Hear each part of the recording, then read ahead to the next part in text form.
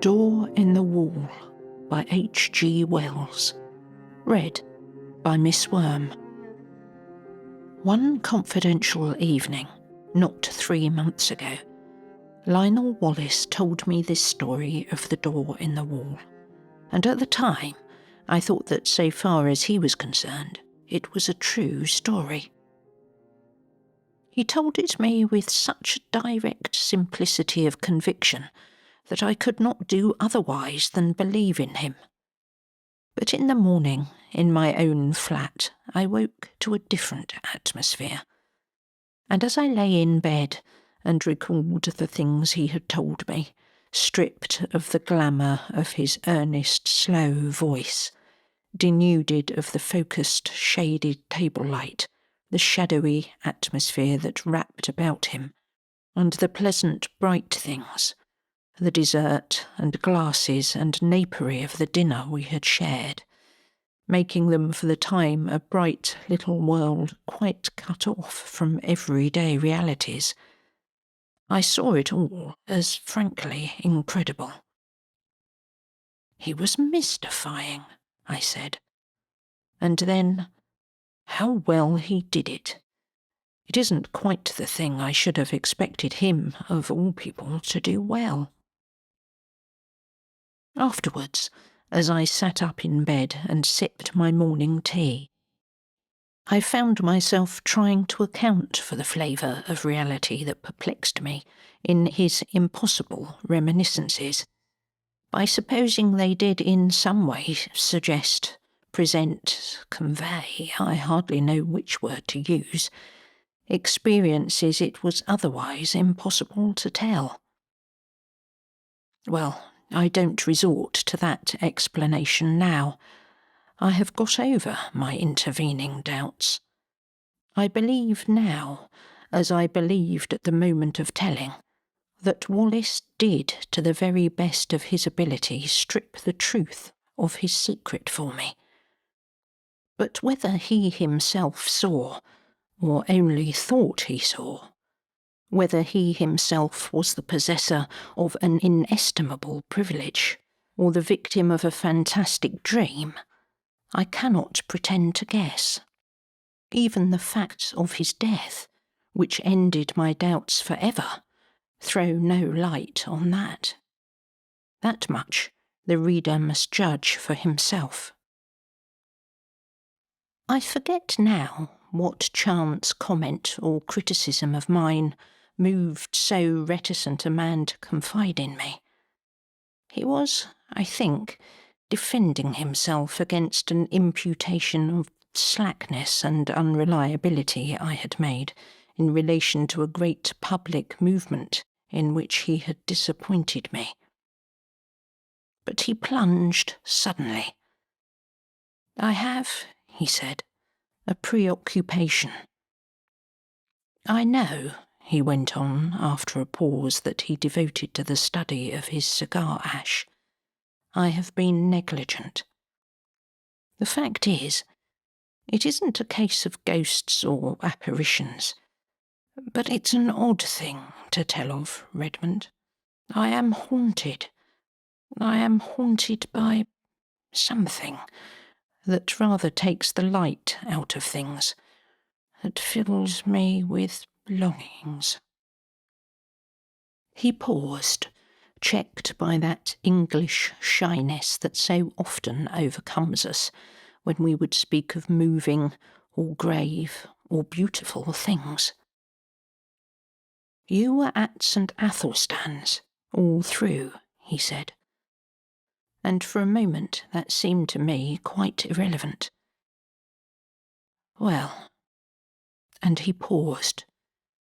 Then, very haltingly at first, but afterwards more easily, he began to tell of the thing that was hidden in his life, the haunting memory of a beauty and a happiness that filled his heart with insatiable longings, that made all the interests and spectacle of worldly life seem dull and tedious and vain to him.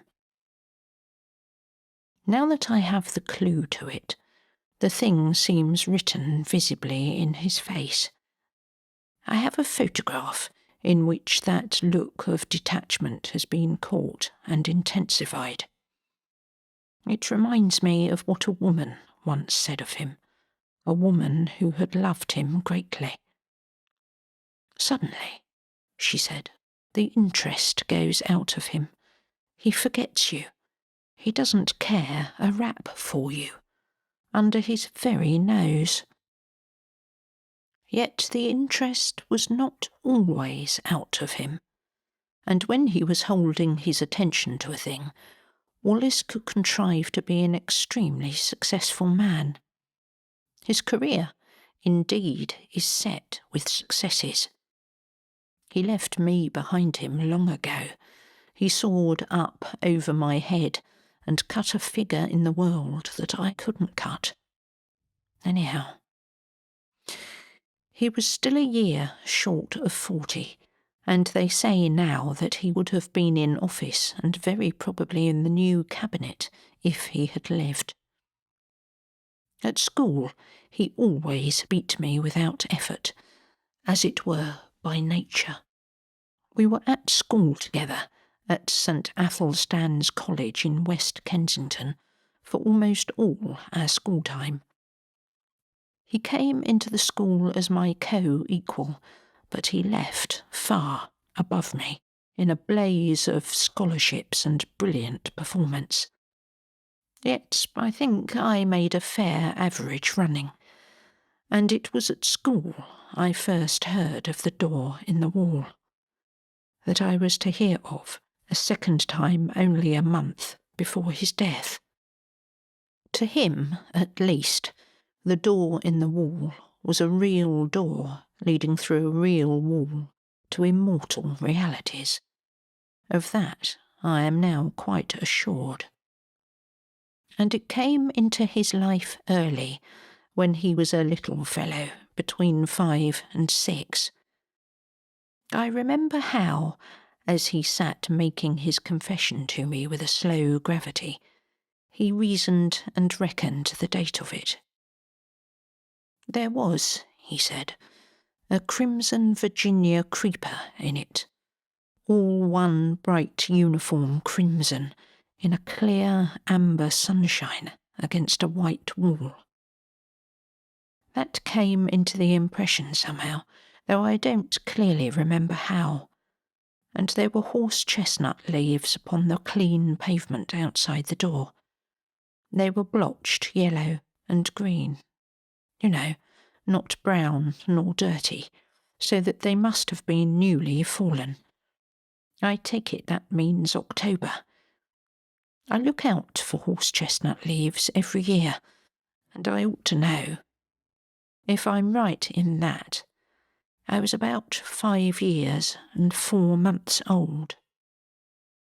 He was, he said, rather a precocious little boy. He learned to talk at an abnormally early age, and he was so sane and old-fashioned, as people say, that he was permitted an amount of initiative that most children scarcely attained by 7 or 8. His mother died when he was born, and he was under the less vigilant and authoritative care of a nursery governess. His father was a stern, preoccupied lawyer who gave him little attention and expected great things of him. For all his brightness, he found his life a little grey and dull, I think, and one day he wandered. He could not recall the particular neglect that enabled him to get away, nor the course he took among the West Kensington roads. All that had faded among the incurable blurs of memory. But the white wall and the green door stood out quite distinctly. As his memory of that remote childish experience ran, he did, at the very first sight of that door, experience a peculiar emotion, an attraction, a desire to get to the door and open it and walk in. And at the same time, he had the clearest conviction that either it was unwise or it was wrong of him, he could not tell which, to yield to this attraction. He insisted upon it as a curious thing that he knew from the very beginning, unless memory has played him the queerest trick, that the door was unfastened, that he could go in as he chose. I seemed to see the figure of that little boy, drawn and repelled, and it was very clear in his mind too, though why it should be so was never explained, that his father would be very angry if he went through that door. Wallace described all these moments of hesitation to me with the utmost particularity. He went right past the door, and then, with his hands in his pocket, and making an infantile attempt to whistle, strolled right along beyond the end of the wall. There he recalls a number of mean, dirty shops, and particularly that of a plumber and decorator, with a dirty disorder of earthenware pipes, sheet lead ball taps, pattern books of wallpaper, and tins of enamel. He stood pretending to examine these things, and coveting, passionately, desiring, the green door. Then, he said, he had a gust of emotion. He made a run for it, lest hesitation should grip him again. He went plump with outstretched hand through the green door, and let it slam behind him. And so, in a trice, he came into the garden that has haunted him all his life. It was very difficult for Wallace to give me his full sense of that garden into which he came. There was something in the very air of it that exhilarated, that gave one a sense of lightness and good happening and well-being. There was something in the sight of it that made all its colour clean and perfect and subtly luminous. In the instant of coming into it, one was exquisitely glad, as only in rare moments, and when one is young and joyful, can be glad in this world. And everything was beautiful there. Wallace mused before he went on, telling me. "You see," he said, with the doubtful inflection of a man who pauses at incredible things, "there were 2 great panthers there. Yes, spotted panthers, and I was not afraid. There was a long, wide path with marble-edged flower borders on either side, and these 2 huge, velvety beasts were playing there with a ball. One looked up and came towards me, a little curious, as it seemed. It came right up to me, rubbed its soft round ear very gently against the small hand I held out, and purred. It was, I tell you, an enchanted garden. I know. And the size, oh, it stretched far and wide, this way and that. I believe there were hills far away. Heaven knows where West Kensington had suddenly got to. And somehow it was just like coming home. You know, in the very moment the door swung to behind me, I forgot the road with its fallen chestnut leaves, its cabs and tradesmen's carts. I forgot the sort of gravitational pull back to the discipline and obedience of home. I forgot all hesitations and fear, forgot discretion, forgot all the intimate realities of this life. I became, in a moment, a very glad and wonder-happy little boy in another world. It was a world with a different quality, a warmer, more penetrating and mellower light, with a faint, clear gladness in its air, and wisps of sun-touched cloud in the blueness of its sky. And before me ran this long, wide path, invitingly, with weedless beds on either side, rich with untended flowers, and these two great panthers. I put my little hands fearlessly on their soft fur and caressed their round ears and the sensitive corners under their ears, and played with them, and it was as though they welcomed me home.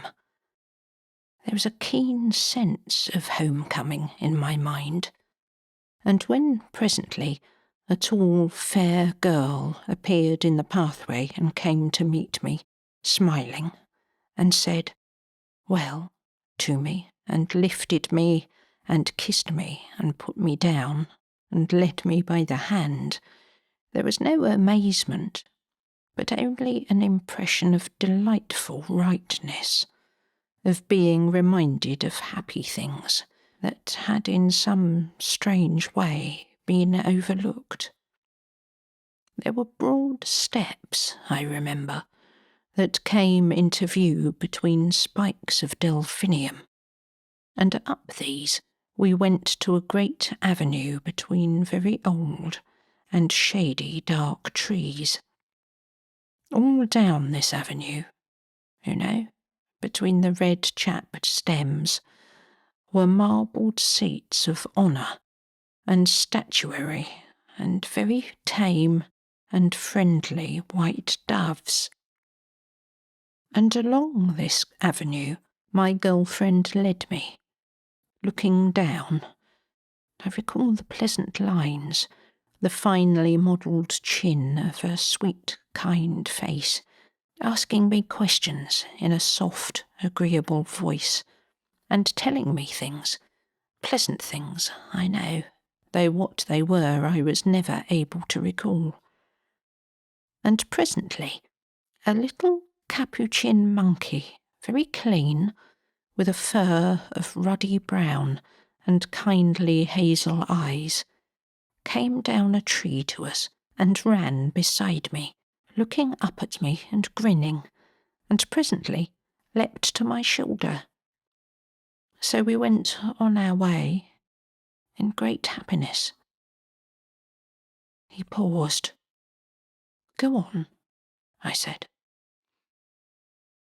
I remember little things.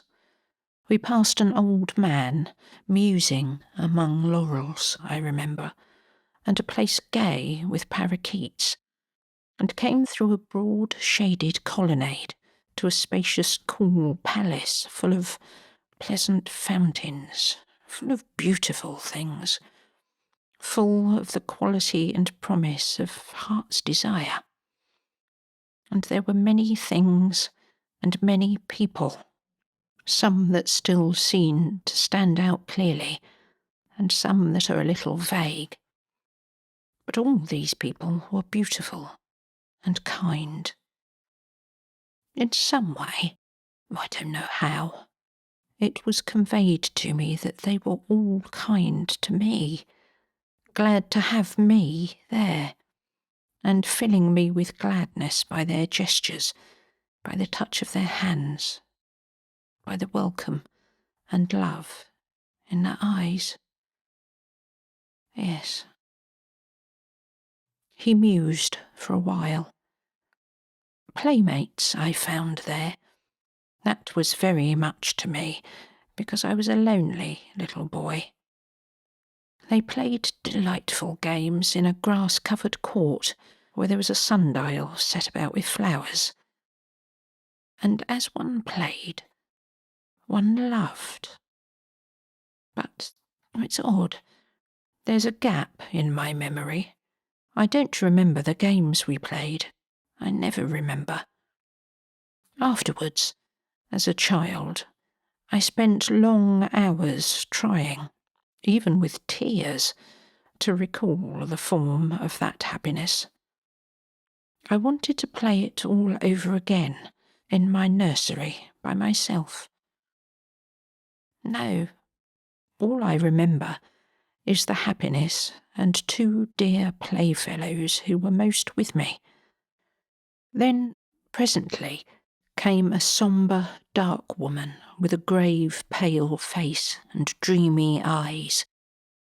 A sombre woman wearing a soft, long robe of pale purple, who carried a book and beckoned and took me aside with her into a gallery above a hall, though my playmates were loath to have me go, and ceased their game, and stood watching as I was carried away.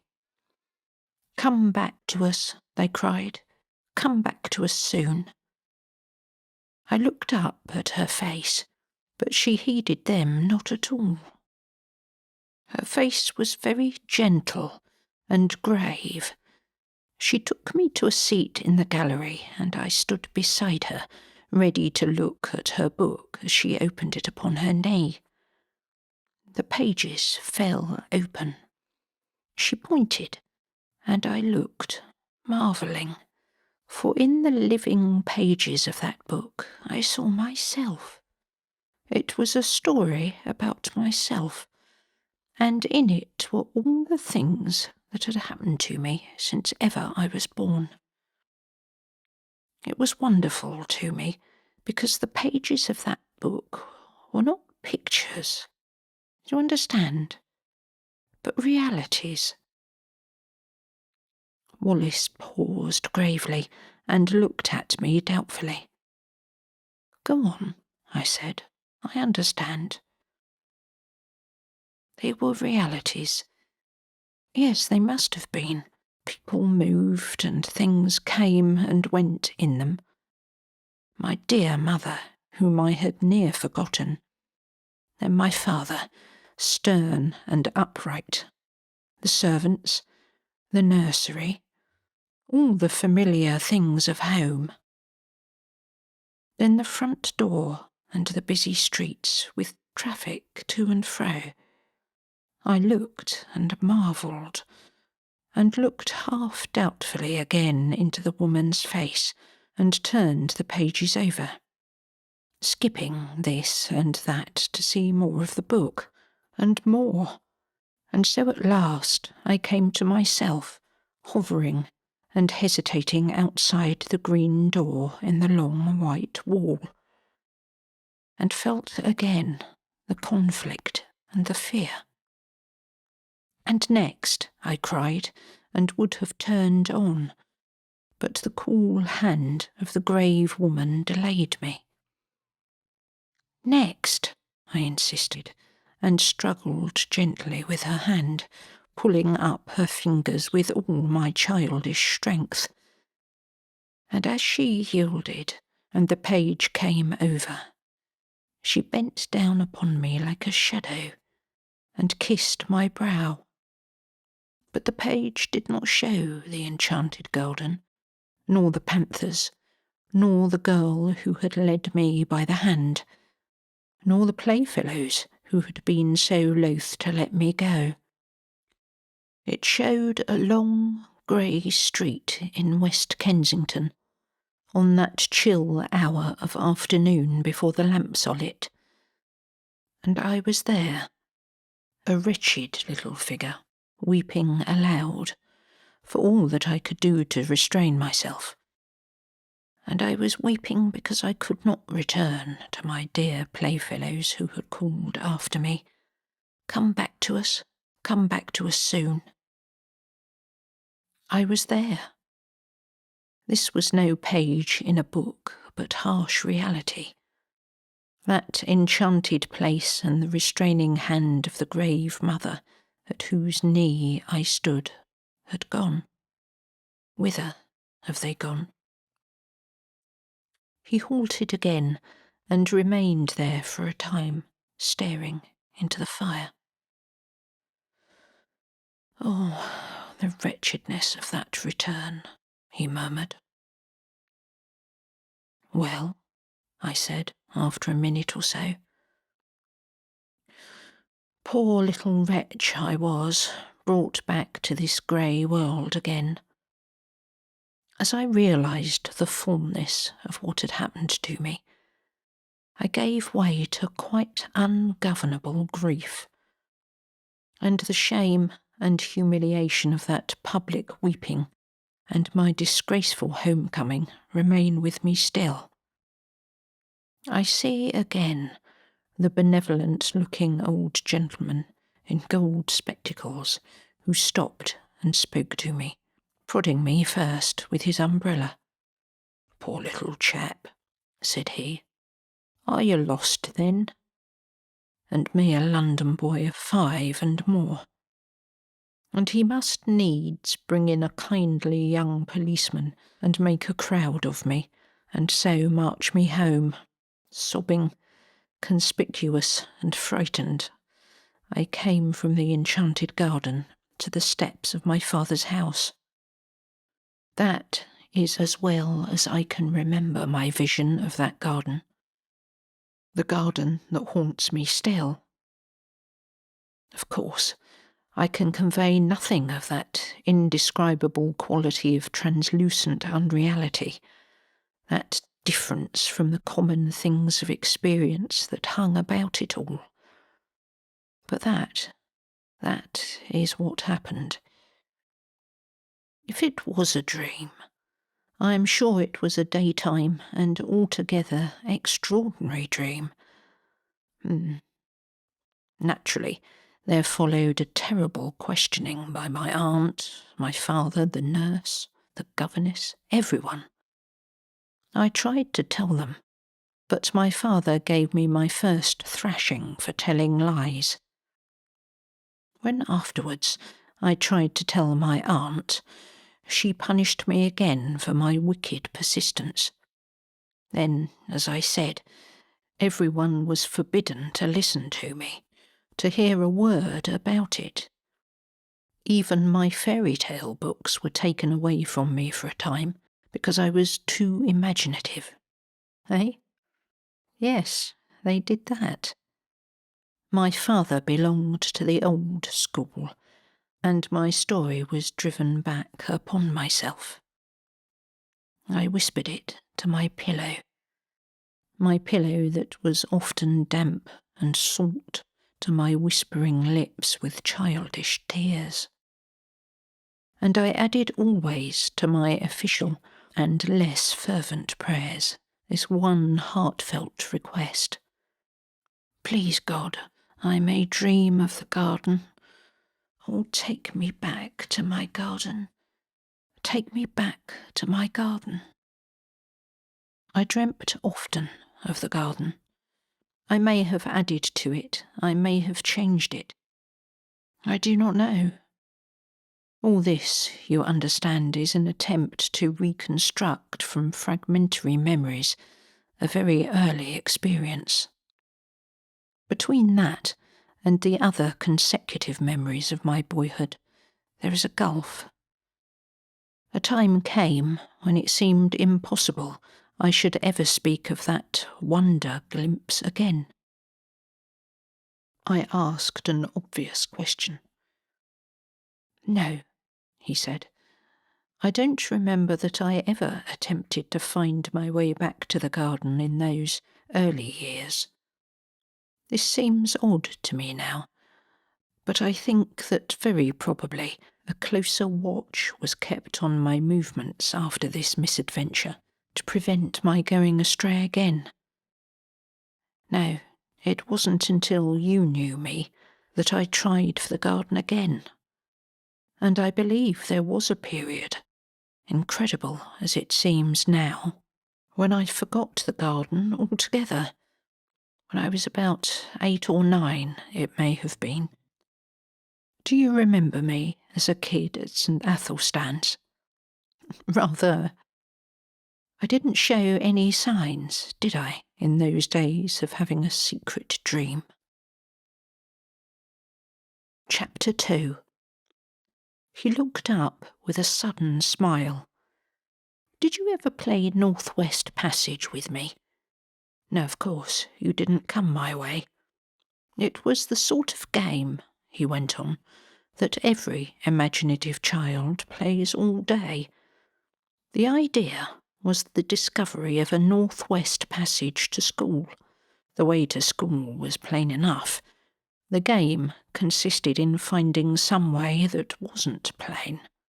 Starting off 10 minutes early in some almost hopeless direction, and working one's way round through unaccustomed streets to my goal. And one day I got entangled among some rather low-class streets on the other side of Camden Hill, and I began to think that for once the game would be against me, and that I should get to school late. I tried rather desperately a street that seemed a cul-de-sac, and found a passage at the end. I hurried through that, with renewed hope. I shall do it yet, I said, and passed a row of frowsy little shops that were inexplicably familiar to me. And behold, there was my long white wall, and the green door that led to the enchanted garden. The thing whacked upon me suddenly. Then, after all, that garden, that wonderful garden, wasn't a dream. He paused. I suppose my second experience with the green door marks the world of difference there is between the busy life of a schoolboy and the infinite leisure of a child. Anyhow, this second time I didn't for a moment think of going in straight away. You see, for one thing, my mind was full of the idea of getting to school in time, set on not breaking my record for punctuality. I must surely have felt some little desire to at least try the door. Yes, I must have felt that. But I seem to remember the attraction of the door mainly as another obstacle to my overmastering determination to get to school. I was immediately interested by this discovery I'd made, of course. I went on with my mind full of it. But I went on. It didn't check me. I ran past, tugging out my watch, found I had 10 minutes still to spare, and then I was going downhill into familiar surroundings. I got to school, breathless, it's true, and wet with perspiration, but in time. I can remember hanging up my coat and hat. Went right by it and left it behind me. Odd, eh? He looked at me thoughtfully. Of course, I didn't know then that it wouldn't always be there. Schoolboys have limited imaginations. I suppose I thought it was an awfully jolly thing to have it there, and to know my way back to it, but there was school tugging at me. I expect I was a good deal distraught and inattentive that morning, recalling what I could of the beautiful, strange people I should presently see again. Oddly enough, I had no doubt in my mind that they would be glad to see me. Yes, I must have thought of the garden that morning just as a jolly sort of place to which one might resort in the interludes of a strenuous scholastic career. I didn't go that day at all. The next day was a half-holiday, and that may have weighed with me. Perhaps, too, my state of inattention brought down some impositions upon me, and docked the margin of time necessary for the detour. I don't know. What I do know is that in the meantime, the enchanted garden was so much upon my mind that I could not keep it to myself. I told, what was his name? A ferrety-looking youngster we used to call Squiff. Young Hopkins, said I. Hopkins, it was. I didn't like telling him. I had a feeling that in some way it was against the rules to tell him, but I did. He was walking part of the way home with me. He was talkative, and if we had not talked about the enchanted garden, we should have talked of something else, and it was intolerable to me to think about any other subject. So I blabbed. Well, he told my secret.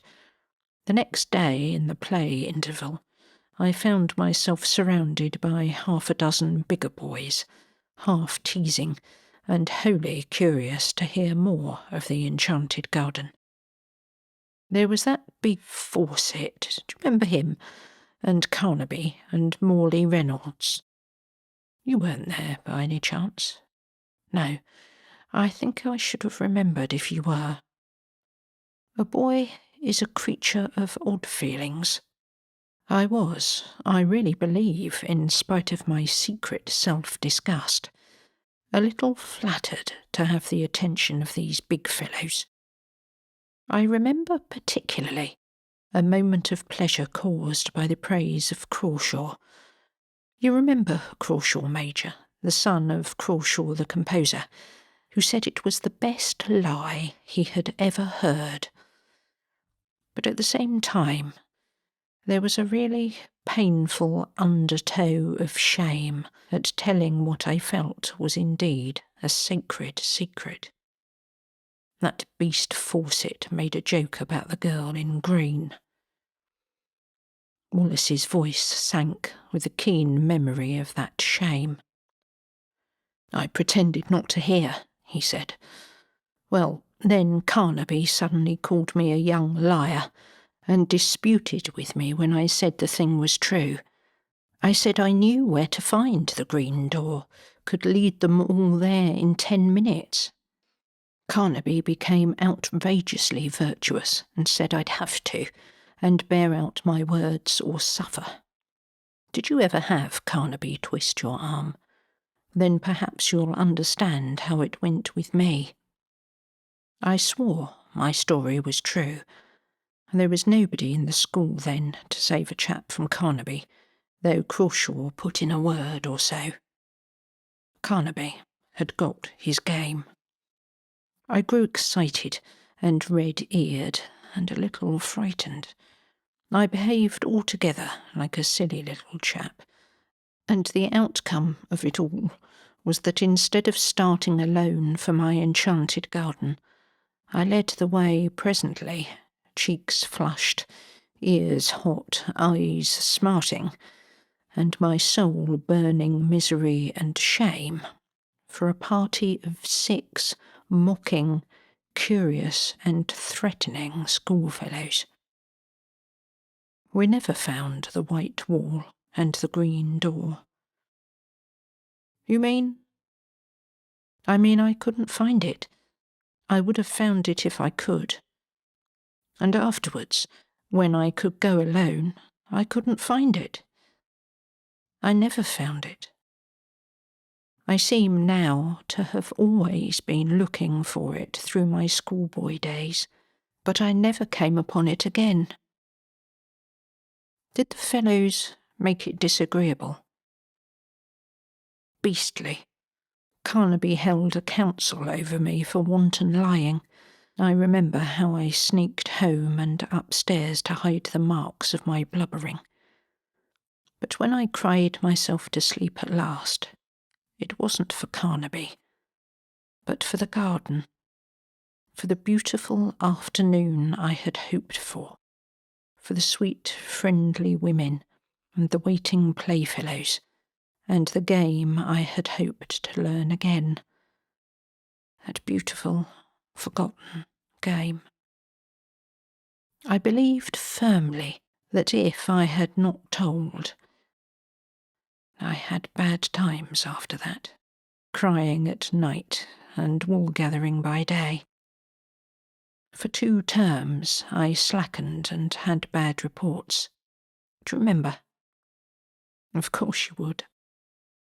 It was you, your beating me in mathematics, that brought me back to the grind again. Chapter 3. For a time, my friend stared silently into the red heart of the fire. And he said, I never saw it again until I was 17. It leapt upon me for the 3rd time as I was driving to Paddington on my way to Oxford and a scholarship.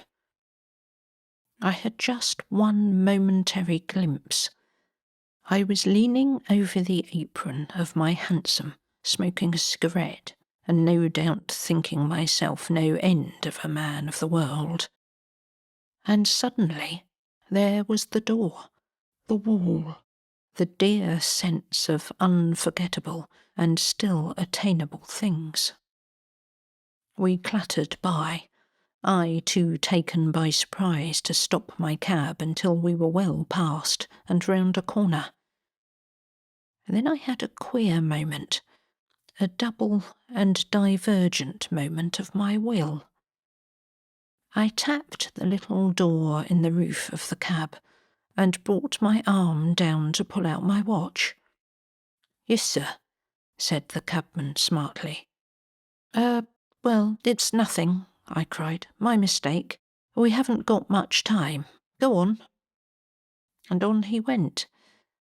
I got my scholarship, and the night after I was told, I sat over my fire in my little upper room, my study, in my father's house, with his praise, his rare praise, and his sound counsels ringing in my ears, and I smoked my favourite pipe, the formidable bulldog of adolescence, and thought of that door in the long white wall. If I had stopped, I thought, I should have missed my scholarship. I should have missed Oxford, muddled all the fine career before me. I begin to see things better.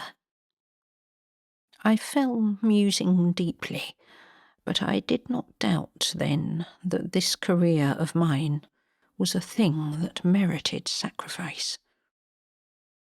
Those dear friends and that clear atmosphere seemed very sweet to me, very fine, but remote. My grip was fixing now upon the world. I saw another door opening, the door of my career. He stared down again into the fire. Its red lights picked out a stubborn strength in his face for just one flickering moment, and then it vanished again. Well, he said, and sighed. I have served that career. I have done much work, much hard work. But I have dreamt of the enchanted garden 1,000 dreams, and seen its door, or at least glimpsed its door, 4 times since then. Yes, 4 times. For a while, this world was so bright and interesting, seemed so full of meaning and opportunity, that the half-effaced charm of the garden was by comparison gentle and remote. Who wants to pat panthers on the way to dinner with pretty women and distinguished men? I came down to London from Oxford, a man of bold promise that I have done something to redeem. Something. And yet there have been disappointments. Twice I have been in love. I will not dwell on that. But once, as I went to someone who, I know, doubted whether I dared to come, I took a shortcut at a venture through an unfrequented road near Earl's Court, and so happened on a white wall and a familiar green door. Odd, I said to myself, but I thought this place was on Camden Hill. It's the place I never could find somehow, like counting Stonehenge, the place of that queer daydream of mine. And I went by it, intent upon my purpose. It had no appeal to me that afternoon. I had just a moment's impulse to try the door. 3 steps aside were needed at most, though I was sure enough in my heart that it would open to me. And then I thought that doing so might delay me on the way to that appointment in which I thought my honour was involved. Afterwards, I was sorry for my punctuality. I might at least have peeped in, I thought, and waved a hand to those panthers. But I knew enough by this time not to seek again belatedly that which is not found by seeking. Yes, that time made me very sorry. Years of hard work after that, and never a sight of the door. It's only recently it has come back to me. With it, there has come a sense as though some thin tarnish had spread itself over my world. I began to think of it as a sorrowful and bitter thing that I should never see that door again. Perhaps I was suffering a little from overwork. Perhaps it was what I've heard spoken of as feeling of 40. I don't know. But certainly the keen brightness that makes effort easy has gone out of things recently, and that just at a time with all these new political developments, when I ought to be working. Odd, isn't it? But I do begin to find life toilsome, its rewards, as I come near them, cheap. I began a little while ago to want the garden quite badly. Yes, and I've seen it 3 times. The garden? No, the door, and I haven't gone in. He leaned over the table to me, with an enormous sorrow in his voice as he spoke. Thrice I've had my chance. Thrice. If that door offers itself to me again, I swore, I will go in out of this dust and heat, and out of this dry glitter of vanity, out of these toilsome futilities. I will go, and never return. This time I will stay. I swore it. And when the time came, I didn't go.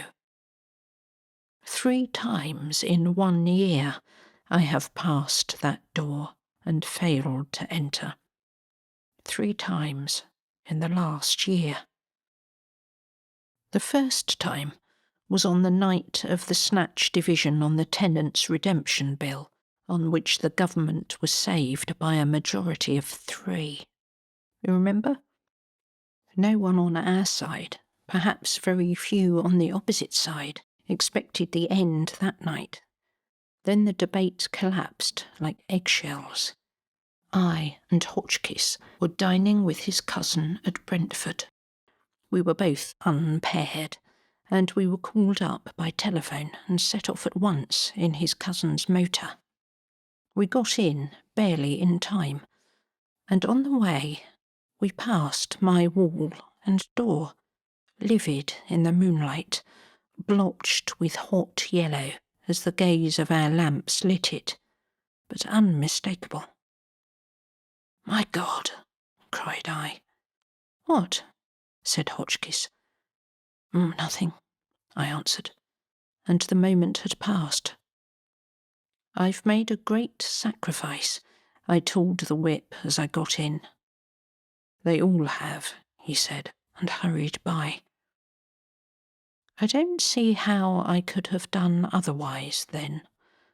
And the next occasion was as I rushed to my father's bedside to bid that stern old man farewell. Then, too, the claims of life were imperative. But the third time was different. It happened a week ago. It fills me with hot remorse to recall it. I was with Gurkha and Ralph's. It's no secret now you know that I've had my talk with Gurkha. We'd been dining at Frobisher's, and the talk had become intimate between us. The question of my place in the reconstructed ministry lay always just over the boundary of the discussion. Yes, that's all settled. It needn't be talked about yet, but there's no reason to keep a secret from you. Yes, thanks. But let me tell you my story. Then, on that night, things were very much in the air. My position was a very delicate one. I was keenly anxious to get some definite word from Gurkha, but was hampered by Ralph's presence. I was using the best power of my brain to keep that light and careless talk not too obviously directed to the point that concerns me. I had to. Ralph's behaviour since has more than justified my caution. Ralph's, I knew, would leave us beyond the Kensington High Street, and then I could surprise Gurkha by a sudden frankness. One has sometimes to resort to these little devices. And then it was that in the margin of my field of vision, I became aware once more of the white wall and the green door before us down the road. We passed it, talking. I passed it. I can still see the shadow of Gurkha's marked profile, his opera hat tilted forward over his prominent nose, the many folds of his neck wrap going before my shadow and Ralph's as we sauntered past. I passed within 20 inches of the door. If I say good night to them and go in, I asked myself, what will happen? And I was all a tingle for that word with Gurkha. I could not answer that question in the tangle of my other problems. They'll think me mad, I thought, and suppose I vanished now, amazing disappearance of a prominent politician. That weighed with me. 1,000 inconceivably petty worldlinesses weighed with me in that crisis. Then he turned on me with a sorrowful smile, and speaking slowly, "Here I am," he said. "Here I am," he repeated, "and my chance has gone from me. 3 times in 1 year the door has been offered me, the door that goes into peace, into delight, into a beauty beyond dreaming, a kindness no man on earth can know. And I have rejected it, Redmond, and it has gone." "How do you know?" I know. I am left now to work it out, to stick to the tasks that held me so strongly when my moments came. You say I have success, this vulgar, tawdry, irksome, envied thing. I have it. He had a walnut in his big hand. "If that was my success," he said, and crushed it, and held it out for me to see. "Let me tell you something, Redmond. This loss is destroying me. For 2 months, nearly 10 weeks now, I have done no work at all, except the most necessary and urgent duties. My soul is full of inappeasable regrets. At nights, when it is less likely I shall be recognised, I go out. I wander. Yes, I wonder what people would think of that if they knew. A cabinet minister, the responsible head of that most vital of all departments, wandering alone, grieving, sometimes near audibly lamenting, for a door, for a garden. Chapter 4. I can see now his rather pallid face, and the unfamiliar sombre fire that had come into his eyes. I see him very vividly tonight. I sit recalling his words, his tones, and last evening's Westminster Gazette still lies on my sofa, containing the notice of his death. At lunch today, the club was busy with him and the strange riddle of his fate.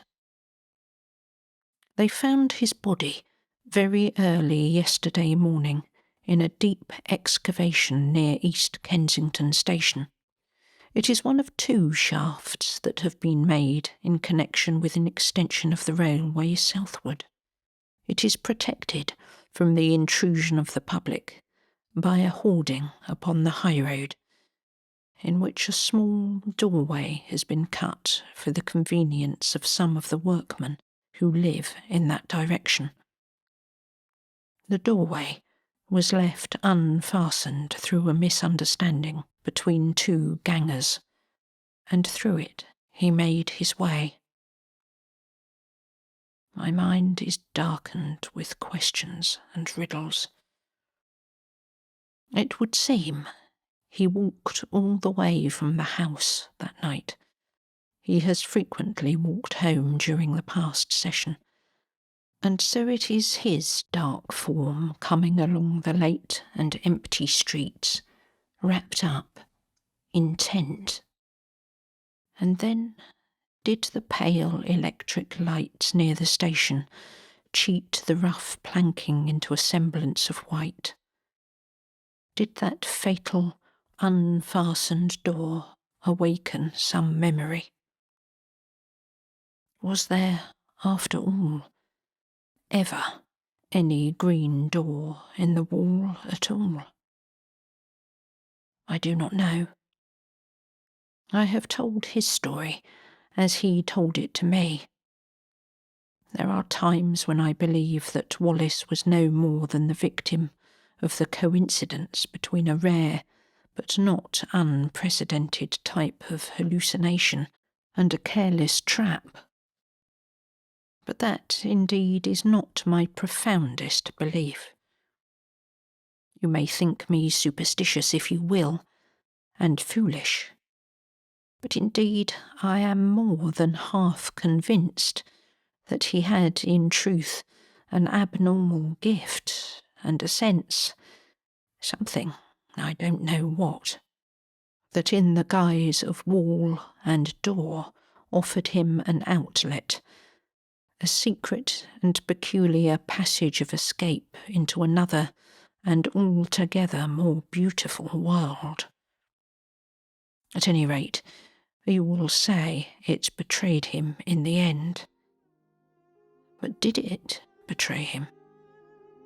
There you touch the inmost mystery of these dreamers, these men of vision and imagination.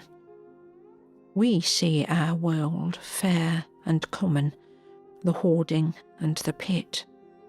By our daylight standard, he walked out of security into darkness, danger, and death. But did he see it like that?